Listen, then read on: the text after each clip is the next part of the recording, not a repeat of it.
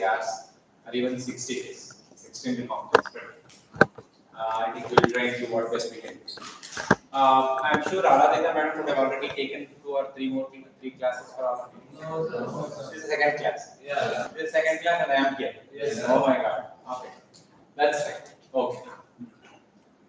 You want some more introduction to international business or we directly get into it? Right. Okay. So in the last class, I clearly told you that international business is like dash of the body system. Circulatory system. What is circulatory system? It's like a blood that flows into all the parts. Okay. So let us first of all understand what exactly is international business. Let us try to understand what exactly is international business. Business we have understood, no?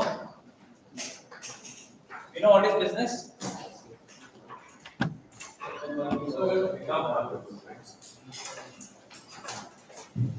You know what is business, right? What is business? Transaction. Transaction between people by exchanging goods and services. Exchanging goods and services. They don't exchange anything else. आपने goods दे देगा वो लोग service दे देते हैं बस. Money. Business is an exchange that involves something of economic value. Economic value.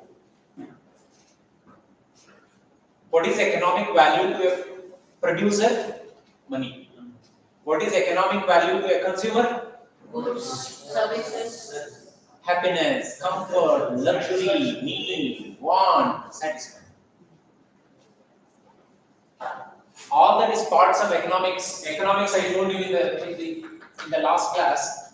Economics is all about using limited resources to meet unlimited wants, needs, desires, comforts of people.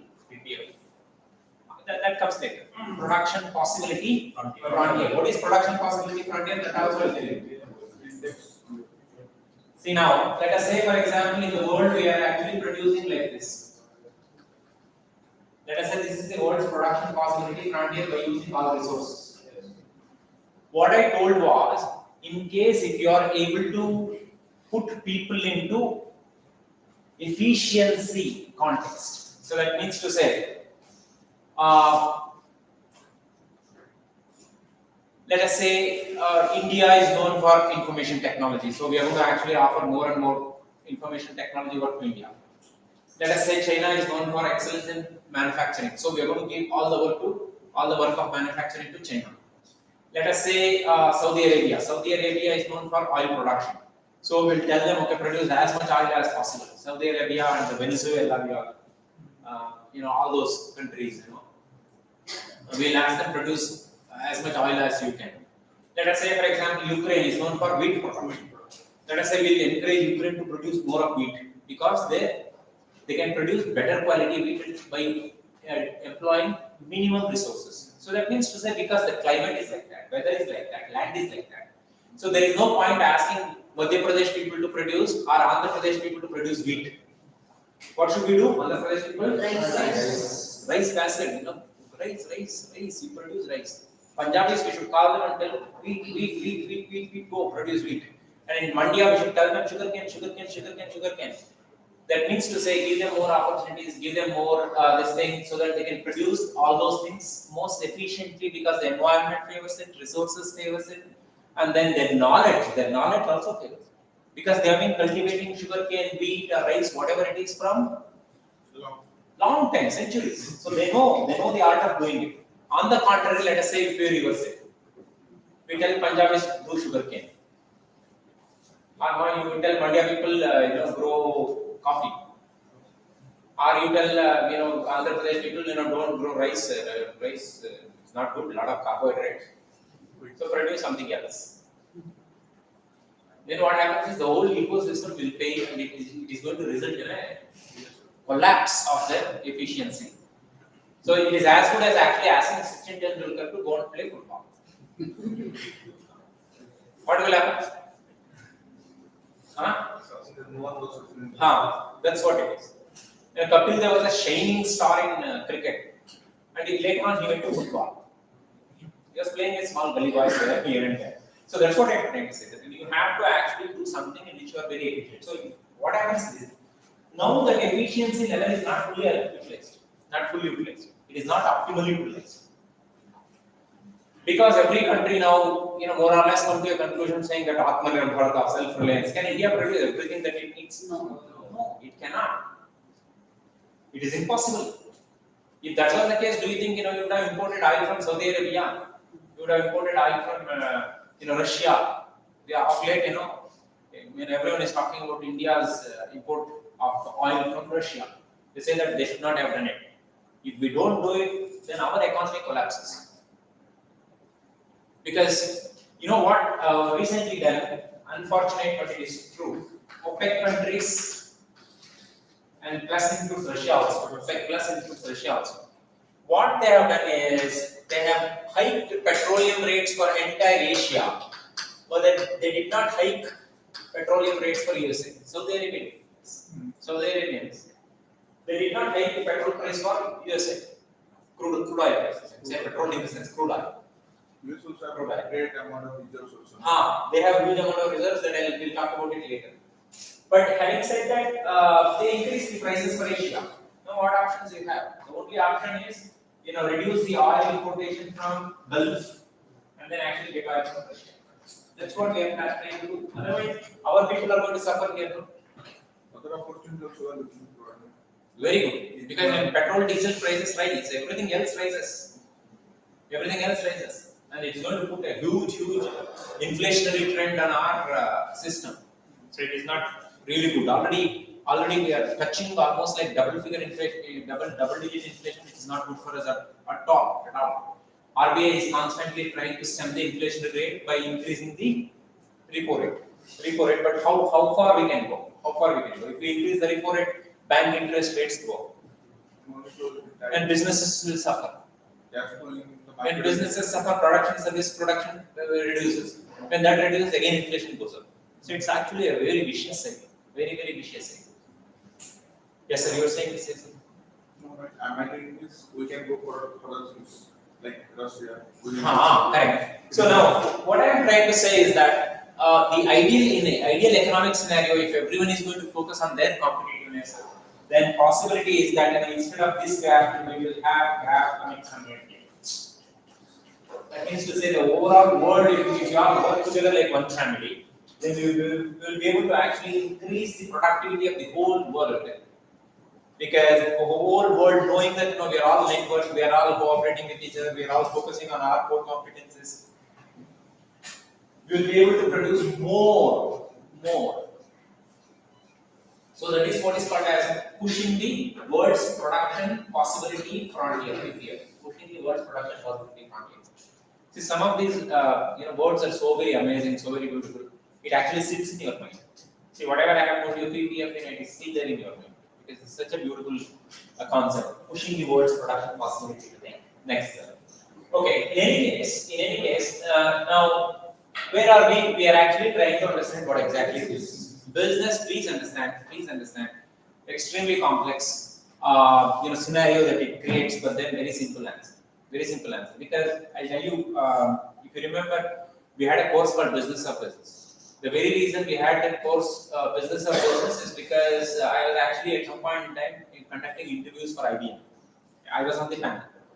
They said, okay, we're recruiting business students. You come and ask questions on latest trends in business and everything. Me and there was one more professor.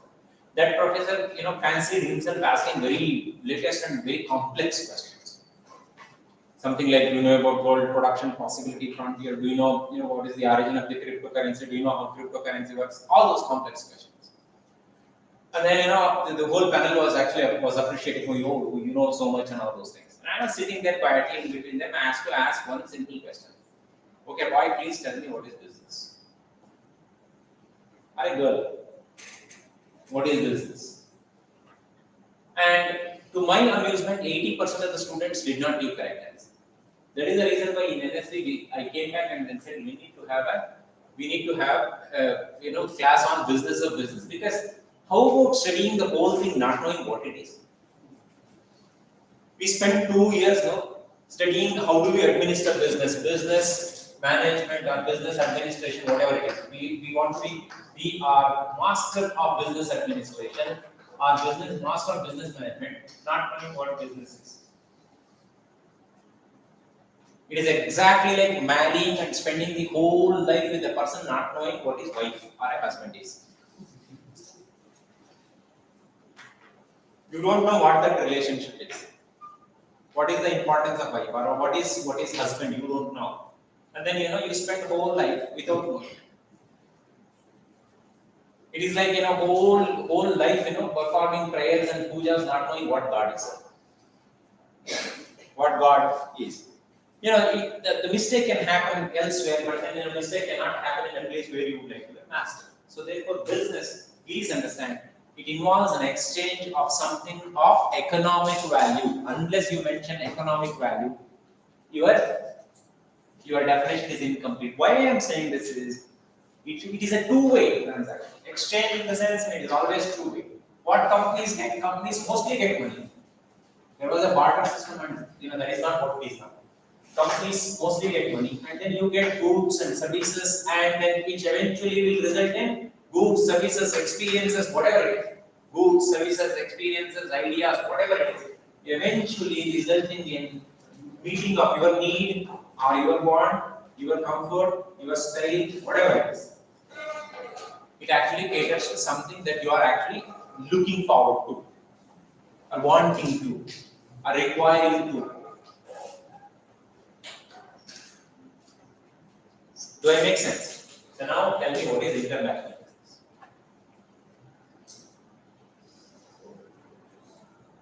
When the exchange happens between countries. Excellent. Simple. Exchange of anything of economic value between one or more. So this is it can be just with one, maybe simply with Pakistan, simply with Bhutan, simply with whatever, Afghanistan.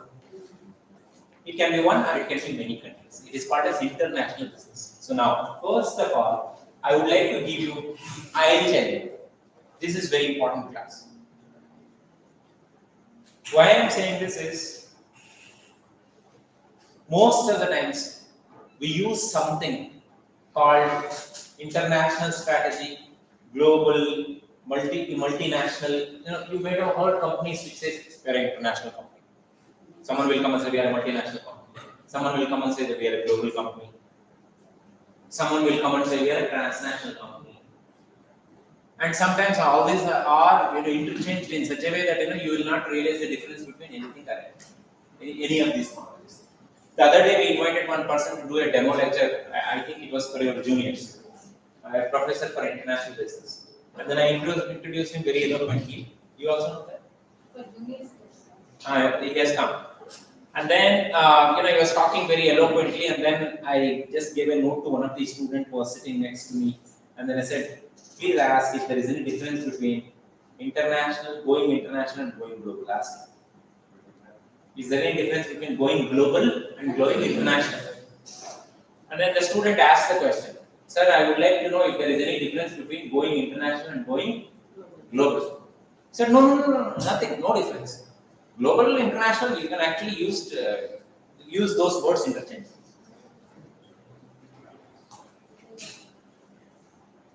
And he was fired before hired. He was fired before he was hired. And we could not take it. I can never take it because an international business professor, which doesn't understand the difference between going global and going international, what can he teach students? He can only complicate the life of those students.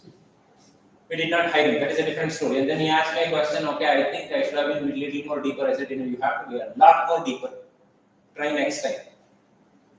This is what I told him. Try next time. After which there was no message from him.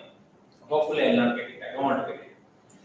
See now, what I am trying to tell you is, we'll talk about all those things. Is international business different from the global business? To some extent, answer is yes, and I'm going to explain to you how all those things happen. But in any case, international business involves some kind of cross-border exchange. Please write down cross-border exchange. Cross-border exchange. So now I have removed one or more countries with cross-border. Border cross कर दिया तो हो गया ना? एक country हो सकता है, 2 हो सकता है, 10 हो सकता है, 20 हो सकता है. Clear, sir? Okay, good. So pen, paper, nothing will bring up.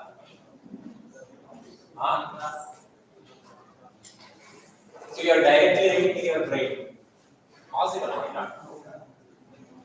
Something you should have. It is like a commander going into war without any gun.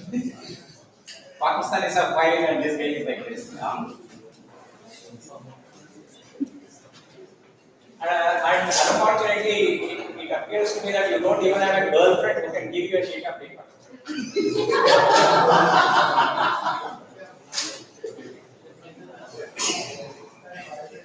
Okay, you have a friend. Is there okay, yeah. Let me not wait there.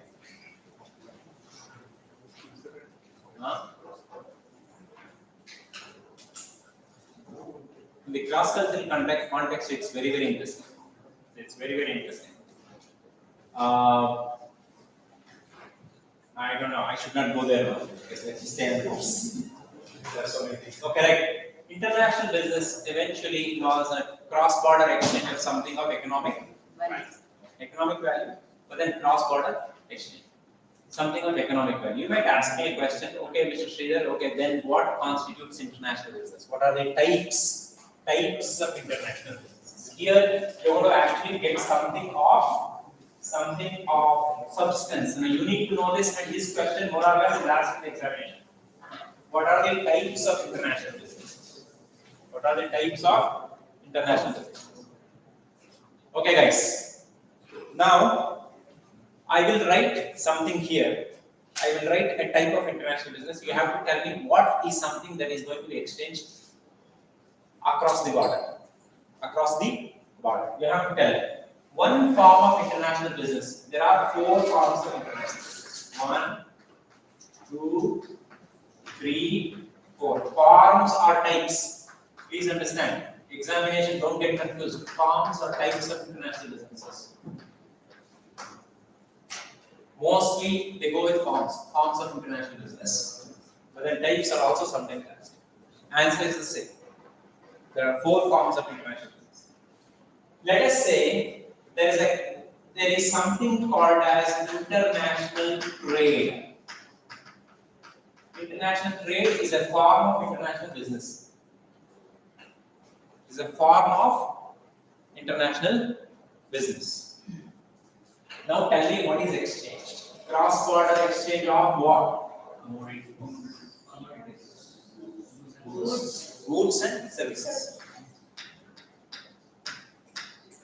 Commodities is also a correct answer, but then commodities doesn't cover everything in. Yeah, commodities cover something which is very basic, like for example, rice, wheat, things like that, pulses and things like that. Goods include commodities as well as other products manufactured by the companies.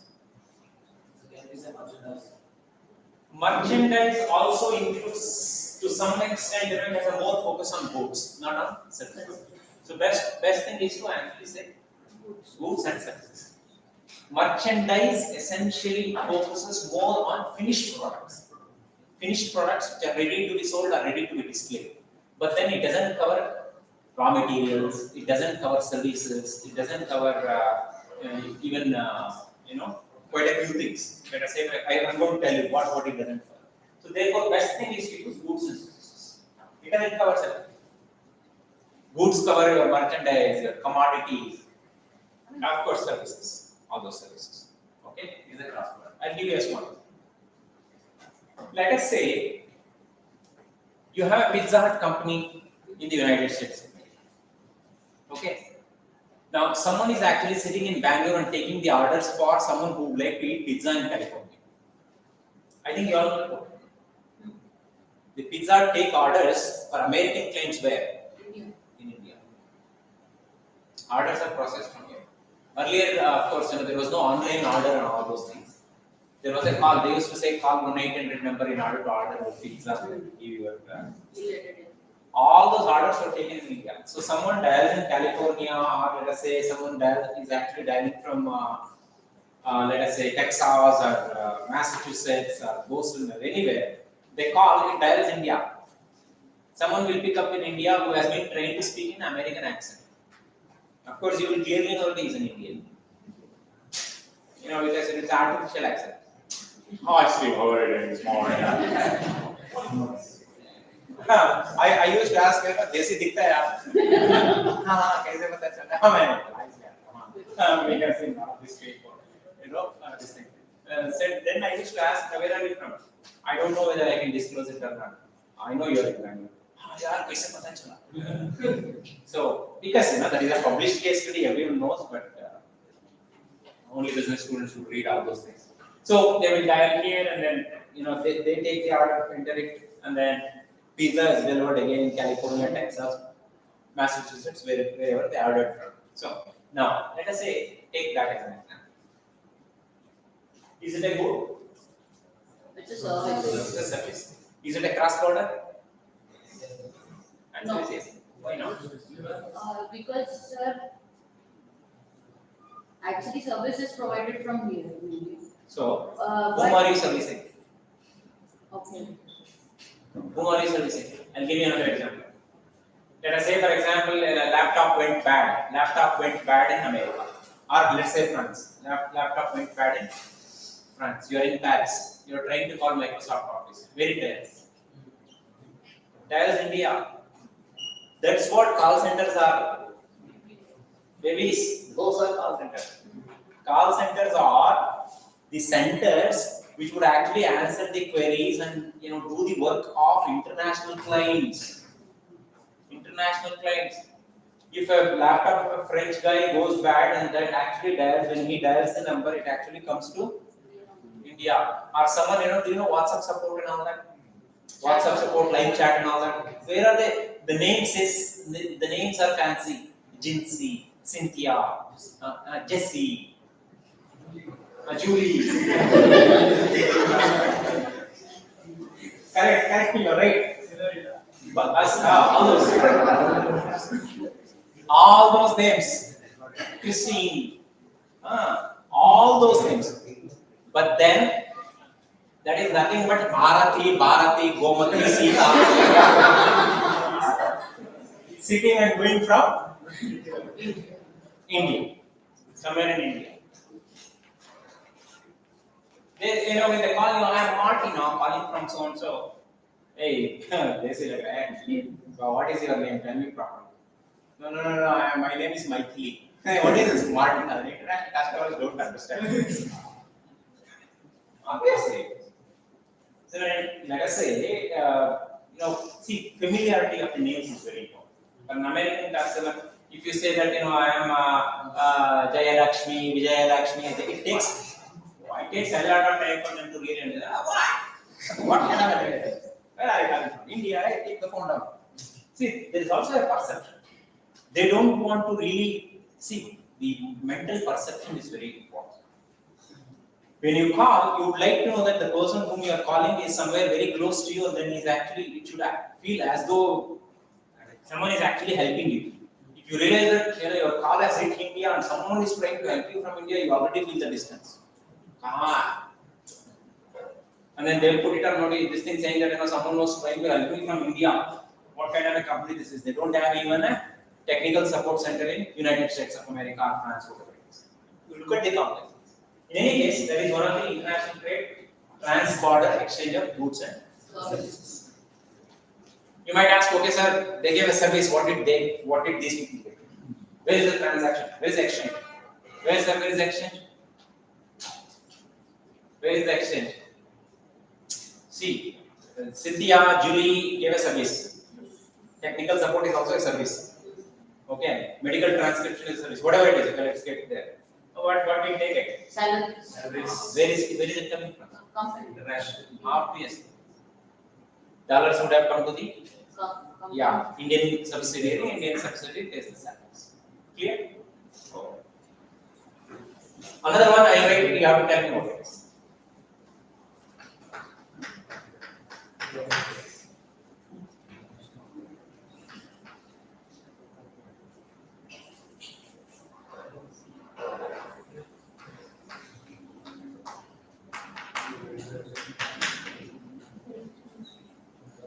International management. What is international management? First sentence in Kirapa. What is the first sentence? That is called as circumreasoning. Circumreasoning. What is marketing? Marketing is marketing of products and services. What is international management? Managing internationally. What is a marriage? Marriage is between a boy and a girl, or a girl and a boy, whatever it is. That is circumreasoning. That means to say not explaining anything beyond the words that are used. That circumreasoning actually doesn't give you any marks unless it is a Bangalore University exam. Bangalore University, is actually saying it right. Is there anything, huh? Is that headquarters, police headquarters for the floor? You are close.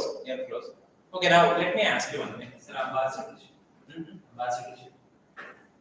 Right. All that is true. I do not deny it. But then, we are looking for specific words. Let us say, what is management? Okay, tell me what is management. Making proper decision for the company. Really? Process also to do something, to process something very smoothly in a controlled way, planning and all. Very good. I think, someone would have defined management. Management is an activity that involves coordination, planning, reporting, staffing, budgeting, etc. You all agree with me? All those things are what? Okay, now let me ask. Very good. Coming very close. All those things are operational activities or operational instructions.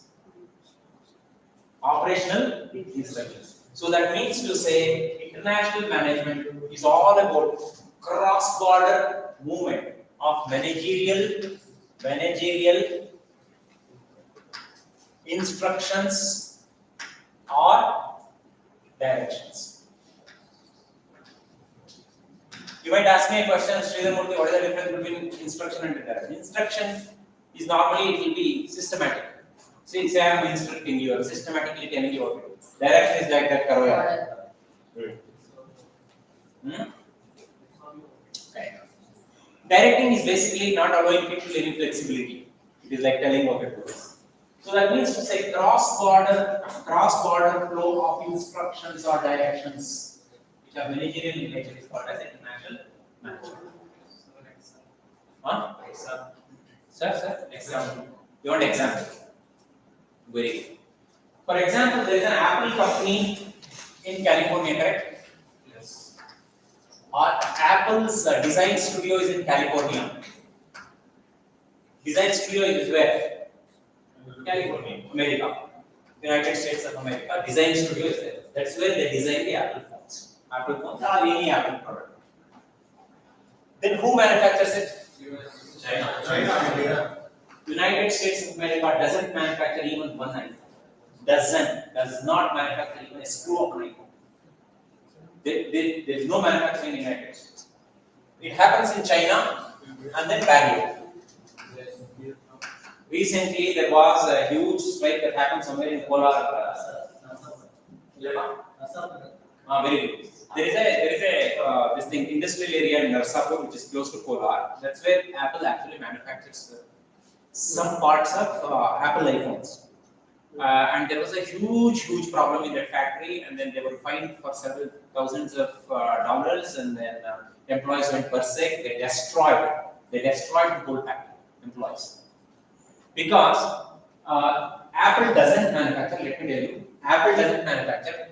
Apple only gives contract manufacturing. You might ask me a question, sir, Apple has any factory? No. Apple has no factory. Apple phones are manufactured by a contract manufacturer. Contract manufacturer. Taiwan-based. Some Taiwanese-based company or India-based company or Chinese-based companies, they are the companies that manufacture Apple iPhones or whatever it is, iPads, whatever it is, MacBooks, whatever it is. But then Apple doesn't even own a single factory. Please understand this. Let me tell you, very important.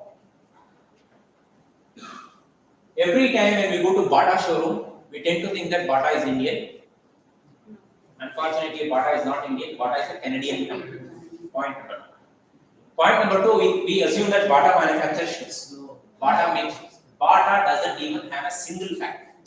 Bata doesn't make someone in Kanpur, someone in which are all the places where leather, mostly leather processing happens in Kanpur, maybe some parts of Solapur and things like that. They are the people, they the factories, local owners, they are the people who actually make shoes.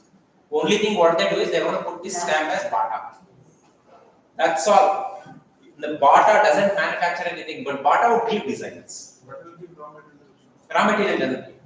Bata doesn't give raw material. Bata would only give designs and they specify the type of material that has to be used. Specifications there. Specifications there. Blueprint. Blueprint there. Specifications. Soles and all are provided by Bata. No. No. Bata doesn't provide anything. Bata doesn't provide anything. Bata will only sell. It is only a marketing company. Bata is it a product company? Answer is no. It is not a product company. Bata is a marketing company. Please understand. Bata is a marketing company. It doesn't manufacture anything. It doesn't own any inventory. No, inventory will be there. Inventory is there because they have to supply from the godowns to this thing. It may have a little bit of inventory. But then, let me tell you, Bata doesn't own anything. And you know why Bata is the most profitable company? The reason is very simple. They'll give the orders, the suppliers will actually supply, and they're going to give the money to that particular supplier only when they sell the shoe. 3 months, 6 months the credit. Bata is a monopoly in the footwear business. So they will say that okay, you supply today, you will get money only after 3 months. Everyone, say for example, brand factory, the suppliers are dying because the Ethiopian is not paying the money. They said, okay, supplies how many shirts? 1,000 shirts, arrow, that, this, you send it everything, display. And then it sits there until the time they are sold and they make some amount of money. Money will not go back to the money will not go back to the real maker. These people are making money at the expense of manufacturers. I'll give you another example. Adidas, Nike, for example. Nike doesn't make even a single shoe. Nike has no factories of its own. All Nike shoes are made in, let us say, Philippines, Thailand, Taiwan, Indonesia. Exactly. Vietnam, very good. Vietnam, Indonesia, mostly Asian countries. They will have locations in quite a few places. The reason is very simple. If one factory shuts down because of the labor problem, they can still make it from another factory in some other country. That is the reason. You will always have multiple locations. Now, why Apple actually decided to shift production, a little bit of production to India, is because they know that China can actually, it's a communist state, they can say anytime stop. They can actually squeeze the Apple's neck. So therefore, Apple is actually trying to establish, that means to say, encourage contract manufacturers to manufacture Apple's devices in some other countries, which is not China. That's how India got an opportunity. That's why India has a more future. Because if someone wants, okay, we want something alternative to China, or let us say Vietnam, or something like that, they'll say, okay, put it in India. Next factory. Basically to ensure that your supply chain doesn't get choked up. Let us say laborers went on strike in one factory. They don't mind. Get it from India. Ask them, wrap up the production, put it in 3 shifts, get the product. Let them buy that. Close it. They don't care. That's how they manage it. Let me tell you, I know of a very real scenarios that happens even in India. Let us say Even ITC had a manufacturing facility in Mumbai which they badly wanted to close because of the labor unrest. Then what they did is they knew that 2 months later they would do that, so they wrapped up the production in Bangalore factory. They ensured that they have a lot of cigarettes available in the inventory. Then they shut down that factory. Then after the production, any factory, that is management. How do you cover your risks? Why you should not have a production in only one place? Because if that goes bad, you should know that you still have the opportunity to get it from some other place. Because customers are customers, they want Apple phones, and then it has to be provided all the time. The moment you stop, the competitors will take up that opportunity, and then you will lose the competitors, and they will have a lot of money. They are going to actually crush it together, or they might even acquire your company. I'm telling you guys, very interesting thing. I'll tell you, very interesting. How companies actually beat their companies. Take Apple.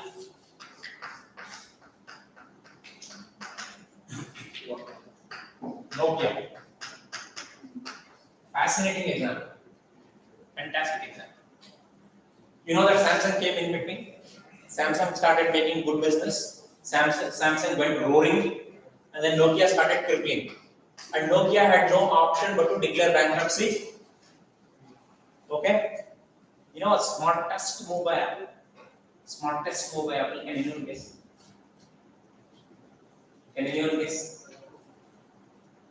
Huh? MacBook. Nokia, Apple, iPad. smartest move by Apple when Nokia was dying. iPod. Processing system. Yes. Apple's OS is very different. Nokia was an Android, no? No, that's Microsoft. Nokia was on Microsoft. So what Apple will do with Microsoft? They're enemies. Microsoft and Apple are enemies. Hardcore enemies. They vie for each other's jugular. manufacturing plant into assets. I'll tell you what it is. Apple did a smart move. They contacted Nokia and said, okay, we're closing. Yeah. All the intellectual property rights we have. Transfer it to Apple, and Apple will give you $800 million.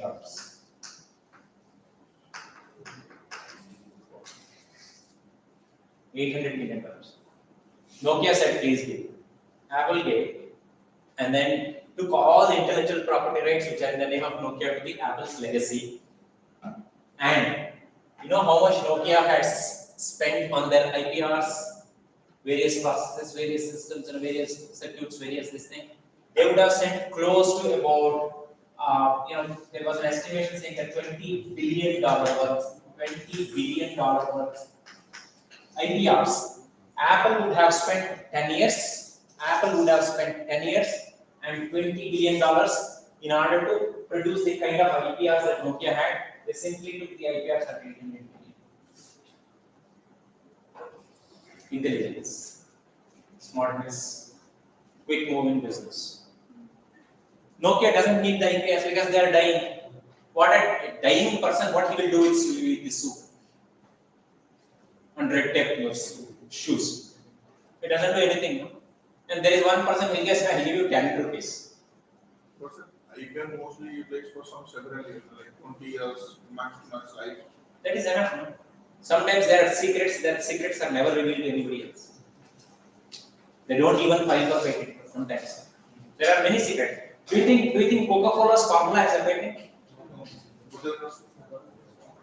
There are only 2 people in the world who know exactly the formula of Coca-Cola, and those people are also kept separate.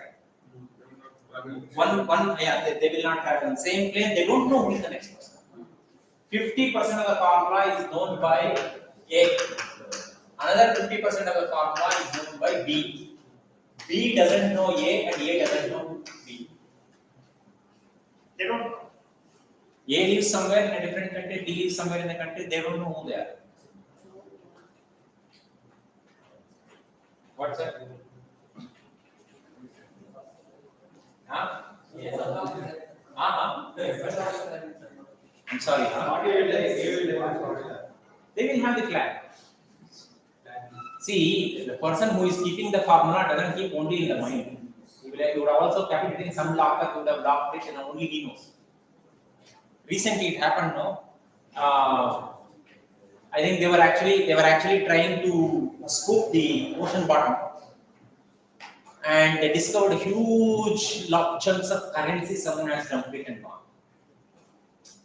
See, this is unbelievable. It happens. Sometimes you go for fishing. What all of a sudden, if you discover, let us say, 100 crores worth of money. It happens all the time. I'm telling you, it happens all the time. It happens all the time. And sometimes, we come to know about it. Sometimes we will not even come to know about it. See, Indian fishermen actually got quite a few things like this. And recently, something was in news, and I just forgot.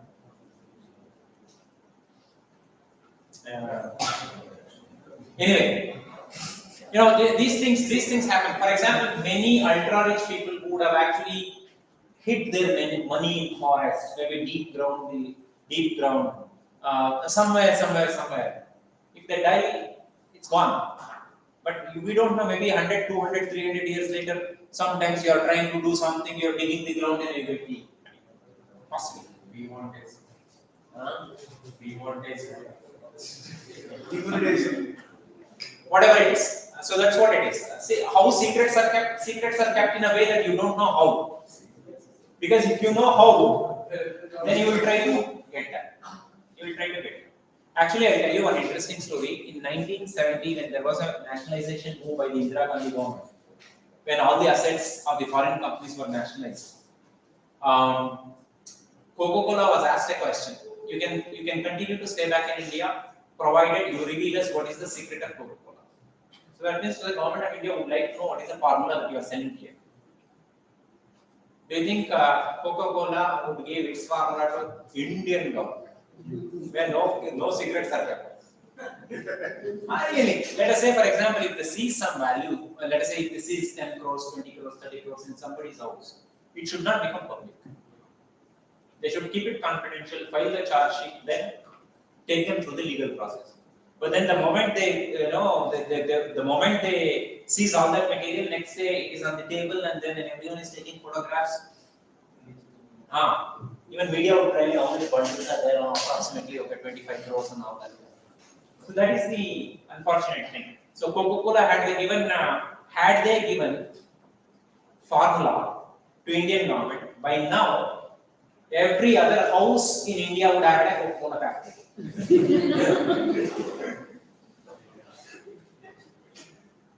क्या business कर रहा है? मैं तो Coca-Cola. It happened as no. Not only they'll make it here, they'll also send it to America. Because we promote export. Okay, in NSP, Mauricer is making Coca-Cola and sending it to America. So now that's how. So you got the idea. International management. International management is the cross-border exchange of managerial instructions or decisions or directions. Cross-border exchange. Let us say, no, that is the reason why I was actually taking an example of this, and then I was trying to give an example. See, design studio in California, they dictate or direct or instruct these people as to what product is required, how it has to be manufactured, what should be the design, and all those things are passed on. That has a monetary value. That is a huge monetary value. Got the idea? So that's what it is.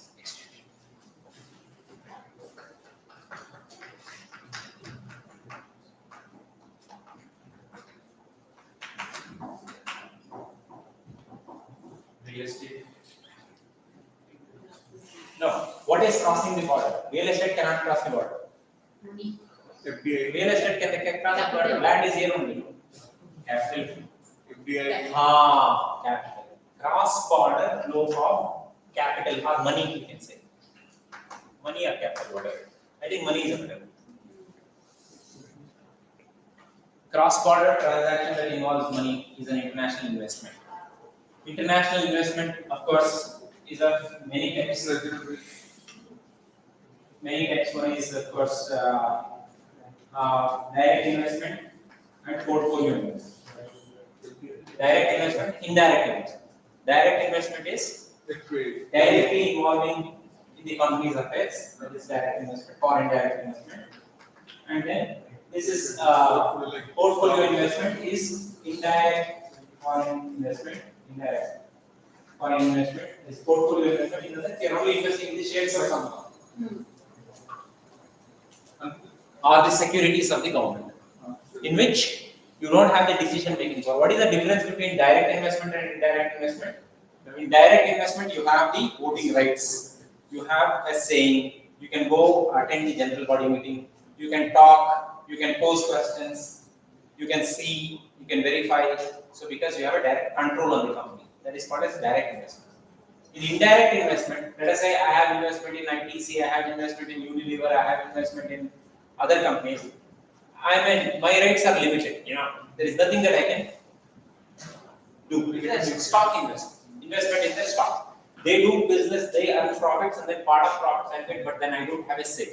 That is what is called as portfolio investment or indirect investment. Get the idea? So there is one last thing. International. This you will be able to tell me. International assignment. Projects. Very correct, but then what? It involves cross-border movement of what? Technology. Research. All that comes in international trade. Research is a service.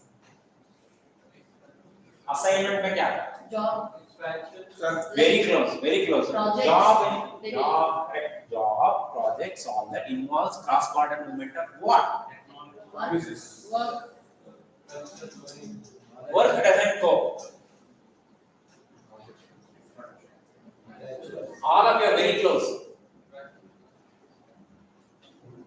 Sir, just Actually, sometimes your friends will tell you, "Hey, I'm going to America on an American assignment." Work. Contract. Expect us to use. It actually very yes. international assignment involves cross-border movement of people or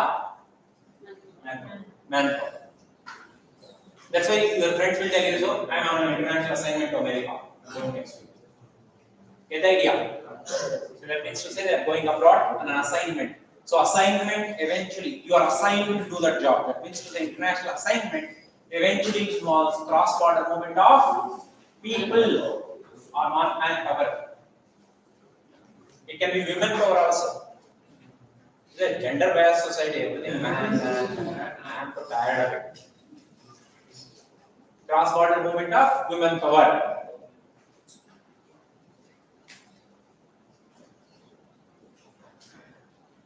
Get the idea?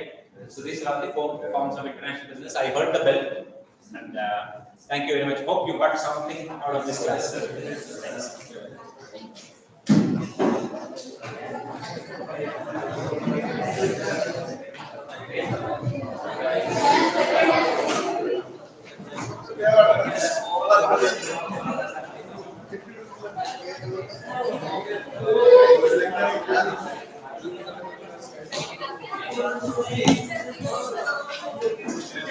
Yeah.